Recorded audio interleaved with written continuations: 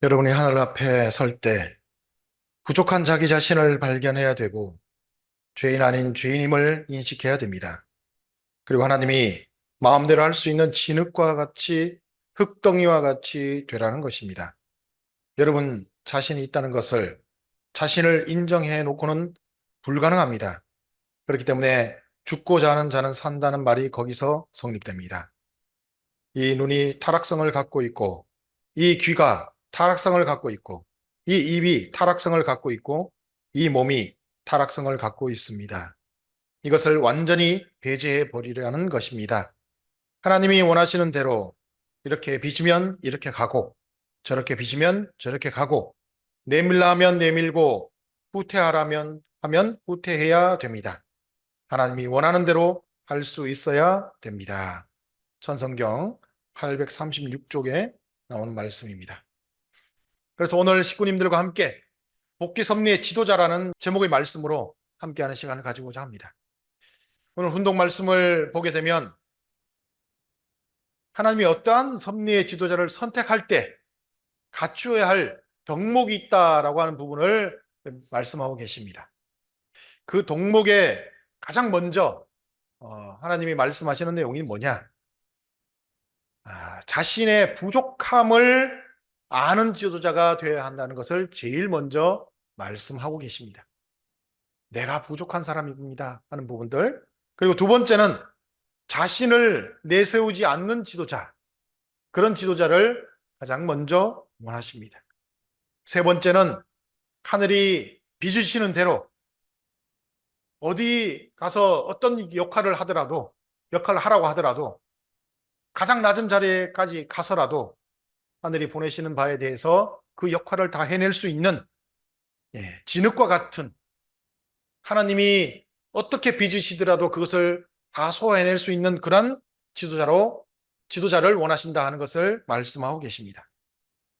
이런 하나님이 원하시는 지도자와 세상이 말하고 있는 지도자급의 그 사람들과의 그 비교 내용들을 보게 되면 세상 사람들은 자신을 부족한 사람이라고, 여기서 이제 세상의 지도자급 사람들입니다. 자신을 부족한 사람이라고 여기는 사람은 없는 것 같아요. 자기가 당선되면 뭐든지 다 할 수 있다라고 생각합니다. 저만 뽑아주시면 다 내가 만들어 드릴게요. 이렇게 표현할 정도로 자기는 절대 부족함이 없는 사람이다라고 이렇게 생각하는 사람들이죠. 세상 말로 하면 세상에서 정말 잘난 사람, 잘난 존재다라고 스스로 자부하는 사람들입니다. 그리고 자신이 하나님이 데려다 쓰시는 그릇에 그 재료가 되기보다는 나는 반드시 이러이러한 중요한 직책을 맡아서 그 일을 하는 사람이 되어야겠습니다. 저 그거 되게 해주세요. 라고 하는 욕심을 가진 사람들이 세상의 지도자라고 생각합니다. 만약에 자기가 이렇게 되고 싶은데 그것을 이루어주지 않는다. 그러면 어떻게 하느냐? 하나님으로부터 이탈도 할 수 있는 사람들이 세상에 있는 지도자급의 사람들이 아닐까 생각합니다. 자, 그럼 왜 하나님은 세상에서 그렇게 잘난 사람 같은 그런 존재들을 데려다가 지도자로 쓰시지 않고 앞에서 말씀드린 것처럼 세상의 기준과는 조금 다른 그런 사람들을 데려다가 하나님이 원하시는 섭리의 지도자로 세워서 쓰셔야만 하실까 하는 부분들 많이 궁금합니다. 식구님들 그러시죠? 왜 하나님은 나 같은 사람을 데려다가 통일교에서 이렇게 하나님 일을 시키십니까? 하는 생각도 하시잖아요. 그렇죠? 자, 그렇다고 한다면 왜 그러냐? 그것은 원리 말씀에 나옵니다. 원리 말씀 후편에 나오는데요. 그 부분을 보게 되면 이런 말씀이 나옵니다. 사탄이 먼저 하나님이 이루려던 원리형의 세계를 비원리적으로 이루어서 먼저 점유하였다. 사탄이 세상을 먼저 점유해버렸습니다. 그리고 하나님의 뜻이 장자를 통해서 그 뜻을 이어가려고 하는 것도 사탄이 알고 있다. 그래서 사탄은 사자보다는 하나님이 좋아하는, 그죠? 장자를 통해서 이어가려고 하는 그 하나님이 좋아하는 장자를 하나님보다 먼저 취해가가지고 사탄이 그 장자를 통해서 사탄의 그 뜻을 이뤄가기 때문에 하나님은 사탄이 그 미련을 두고 있는 그 장자를 데려다 쓰시지 않고 오히려 사탄이 거들떠 보지 않고 미련을 두지 않는 차자를 데려다가 하나님의 뜻을 이뤄가는 섭리의 지도자로 쓰신다 하는 말씀이 올리 후편에 나와 있습니다. 이런 결과로 말미암아서 하나님은 사탄이 점령한 세계의 장자에 해당하는 소위 잘난 존재를 하나님의 섭리에 끌어다가 지도자로 쓸 수가 없고 그보다 못한 차자를 데려다가 쓰다 보니까 어찌 보면 좀 부족해 보이는 그런 모습도 있습니다. 그래서 하나님이 이렇게 부족한 차자를 데려다가 섭리의 지도자로 세우려다 보니까 부족하니까 그냥 그대로 쓰실 수가 없습니다. 그래서 이게 좀 고쳐야겠다 해가지고 아벨을 데려다가 여기저기 뚝딱뚝딱 해가지고 새롭게 고쳐가지고 쓸 수밖에 없는 그런 아벨일 수밖에 없는 것이죠. 즉 제대로 하나님이 사람 만들어 가지고 지도자로 써야 된다는 겁니다. 그러다 보니까 지도자를 만드는 과정이 어떻습니까? 하나님 일부러 고생을 엄청 시킵니다. 고생시키죠. 우리 식구님들도 지도자가 되시기 위해서 초창기에 교회에 들어오셨을 때 뭘 하셨습니까? 거리에 나가서 만물 복귀하면서 엄청 고생하셨잖아요. 그 왜 참부모님이 우리에게 고생시킵니까? 그냥 니들 고생하면서 골탕 먹어보라고 그렇게 고생시킬 것 같습니까? 아니에요. 고생을 통해서 이렇게 차자를 데려다가 하나님이 원하시는 섭리의 지도자로 세우려다 보니까 그렇게 고쳐가는 과정이 고생의 과정이 되는 겁니다. 또 그리고 핍박도 받게 합니다. 핍박을 받고 하면서 그 핍박을 이겨내는 과정을 통해서 어떤 어려움이 있다 할지라도 하나님의 뜻을 이뤄나갈 수 있는 사람으로 길러내시기 위해서 핍박을 주십니다. 그런 여러 과정을 통해서 나중에는 어떻게 되느냐? 세상에 잘났다고 하는 그 가인권에 장자를 능가할 수 있는 인격의 소유자로 길러내셔서 결국엔 섭리의 지도자로서 세워주시는 하늘의 그 역할이 있다는 것을 알게 됩니다. 그래서 오늘 훈독 말씀과 같이 사탄이 소유한 장자, 즉 가인권을 능가하는 지도자가 되기 위해서는 결국 이러한 하나님이 고쳐 쓰시는 과정을 통해서 내 자신을 아주 낮추어서 겸손한 인격체로서의 그런 인격자가 되면 결국에는 그때 하나님은 데려다가 지도자로 세워주신다 하는 것을 알게 됩니다. 이에 대한 좋은 예가 있습니다. 누구냐 하면 여러분들 잘 알고 계시는 모세입니다. 여러분들 모세가 하나님이 1차 민족적 가나안 노정을 진행하실 때 모세가 실패한 이유가 어디에 있겠습니까? 그때 모세는요 정말 혈기가 왕성하고 자신만만하고 세상에 자기가 못할 것이 없다라고 생각할 만큼 거만한 모습도 가졌습니다. 그러다 보니까 어떻게 됐습니까? 섭리를 실패할 수밖에 없었던 모세였죠. 망치게 된 겁니다. 하나님은 이 모세를 다시 고쳐 쓰셔야 되니까 2차 노정을 위해서 미디안 광야에다가 40년 동안 보내서 거기에서 믿음의 기대를 통해서 하늘이 쓰실 수 있는 겸손한 존재가 될 때까지 기다려 주십니다. 그래서 다시 40년이 지나고 나서 하나님이 모세를 부르셨을 때 그 모세가 하나님의 부름을 받고 뭐라고 했느냐? 하나님, 전 못할 것 같아요. 저는 안 될 것 같습니다. 그런 얘기를 합니다. 어떤 사람들은 이 말씀을 듣고 모세가 하나님의 말씀을 거역했다라고 표현하는 사람도 있는데 그것이 아니에요. 그때서야 비로소 모세가 자기의 모든 것을 다 내려놓고 부족한 사람이라고 하는 것을 하나님 앞에 스스로 고백했던 모습이 있다고 하는 것입니다. 그때 비로소 하나님은 모세를 데려다가 아니다. 네가 할 수 있는 것이다. 내가 너를 그렇게 지도자로 세우기 위해서 이렇게 너를 훈련시켜 왔던 것이다 라고 하는 것을 말씀하시는 것이죠. 자, 이렇게 하나님이 아벨만을 데려다 쓰시느냐? 그런데 하나님이 꼭 아벨만을 택해서 섭리하시지 않는 내용도 성경에 나옵니다. 하나님도 장자를 데려다가 섭리를 하고 싶으신 것이죠. 훨씬 잘난 놈 좀 데려다가 일을 시키고 싶으니까 그렇게 장자를 데려오고 싶은데, 장자를 데려오려고 하면 사탄이 놔줄 거예요, 안 놔줄 거예요? 안 놔주죠. 꽉 잡고 사탄이 절대 놓아주지 않습니다. 그러니까 하나님이 그 사람을 하나 데려오려면 하나님도 다른 방법을 쓰셔야 돼요. 자, 어떻게 했을 때 사탄으로부터 하나님이 장자를 데려다가 섭리의 지도자로 세울 수 있을까 하는 것입니다. 그것은 하나님이 가지고 있는 소중한 것을 사탄에게 내어주게 되면 결국 사탄도 그에 대한 반대급부로 하나님에게 자기가 가장 소중하게 여겼던 장자를 빼앗겨서 하나님에게 줄 수밖에 없는 상황이 되고, 그때 하나님은 그 장자를 사탄에게서 빼앗아 와서 그에게 섭리의 지도자를 세울 수 있는 권한이 생기는 것이죠. 자, 이러한 형식으로 섭리를 이끌어가는 지도자도 사탄에게 빼앗아 오는 경우가 이렇게 있습니다. 자, 그 예가 누구냐? 차자인 아벨과 함이 2차에 걸쳐서 사탄에게 빼앗겼죠. 사탄이 쳐서 죽이거나 해서 빼앗아 갔습니다. 2차에 걸쳐서 사탄이 그렇게 빼앗아 갔기 때문에 3차 섭리의 중심인 존재가 누구였느냐? 아브라함이거든요. 아브라함은 어떤 사람이냐? 성경 말씀을 보면 장자라고 나옵니다. 우상장수 데라의 장자를 데려다가 하나님이 쓰셨다라고 이렇게 원리 말씀이 나오거든요.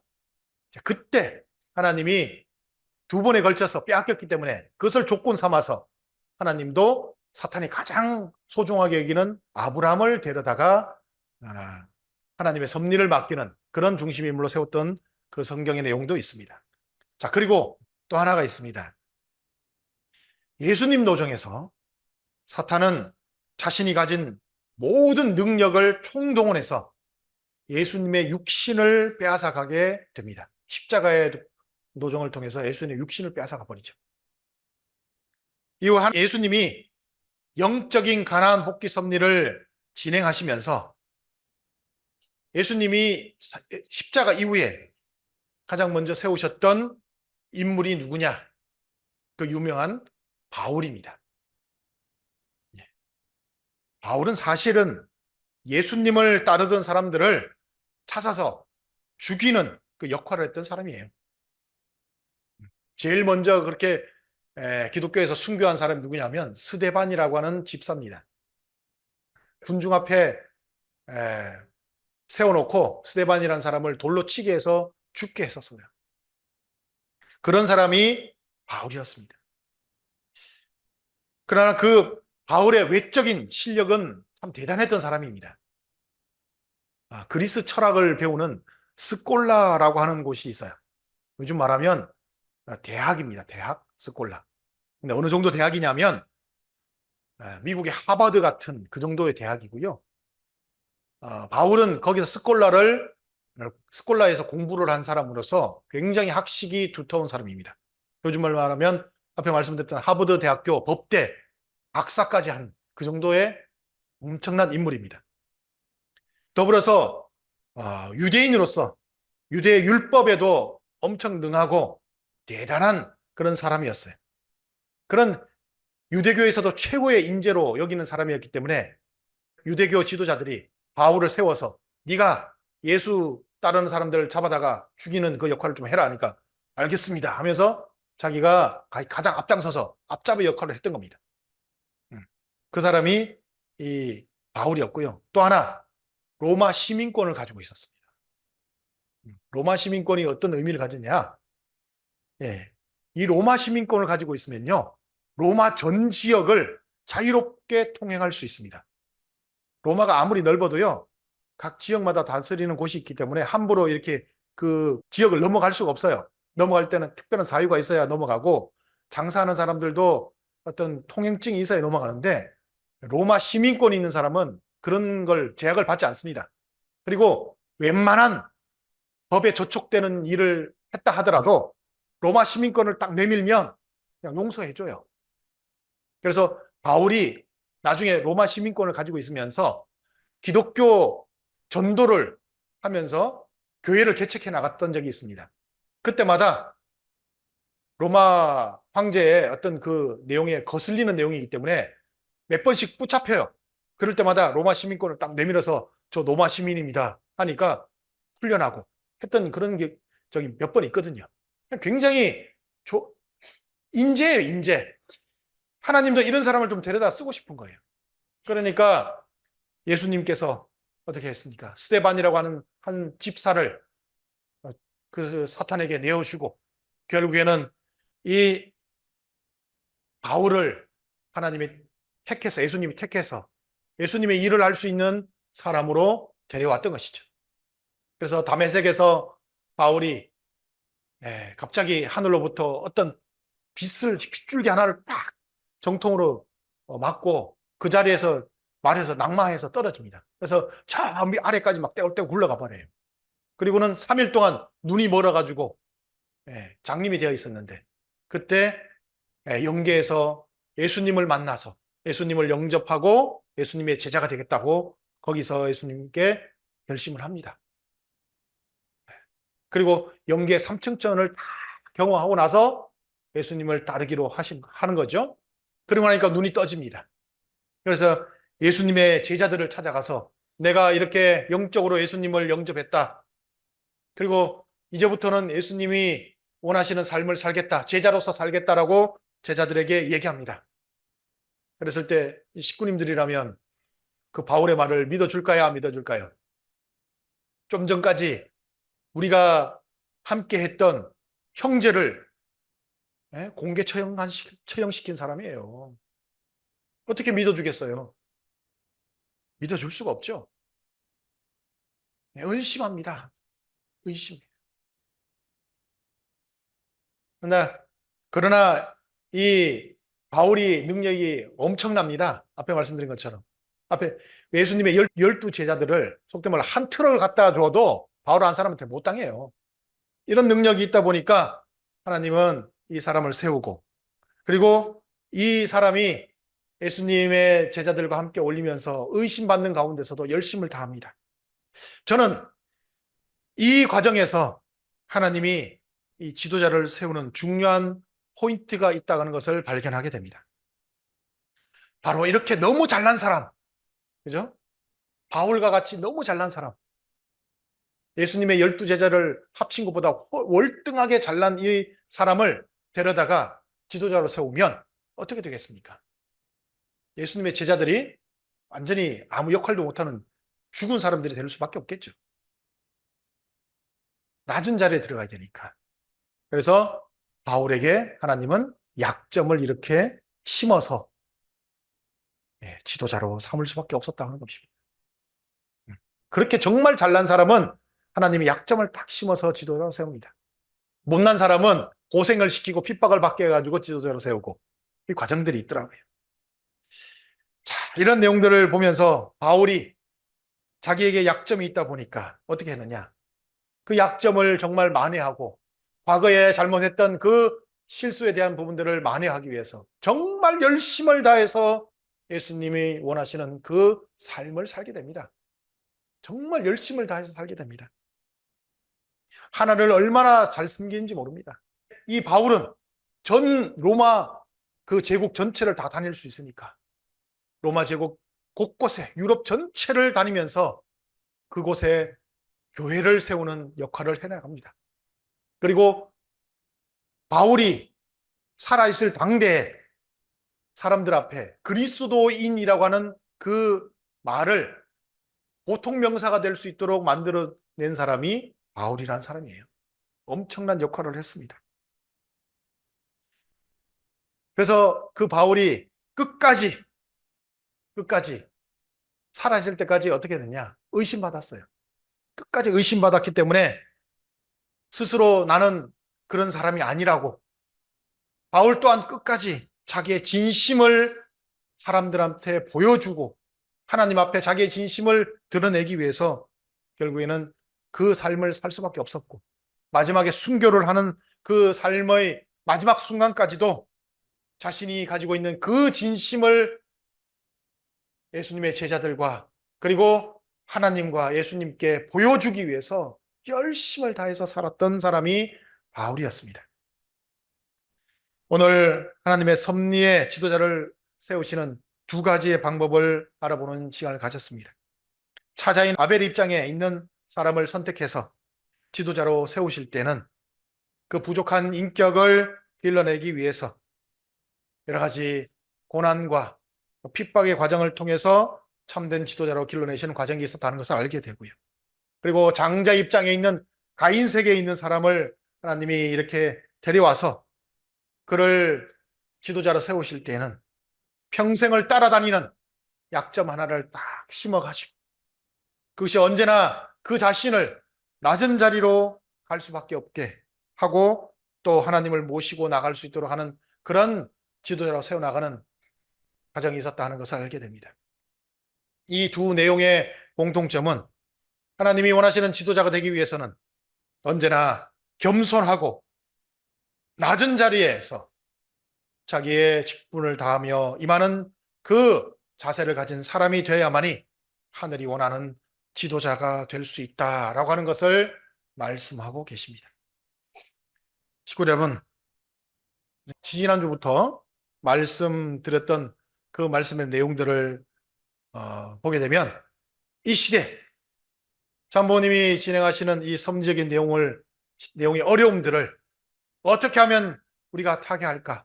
어떻게 하면 그것을 극복해 나갈까 하는 말씀을 드렸습니다. 그것을 극복해내기 위해서는 우리가 정성을 다해서 하늘로부터 그것을 이겨낼 수 있는 방법을 계시를 통해서 받고 그것을 실천해서 옮기면 반드시 이루어질 수 있다는 말씀을 드렸습니다. 그럼 그러한 하늘의 말씀을 어떤 사람이 받을 수 있을까요?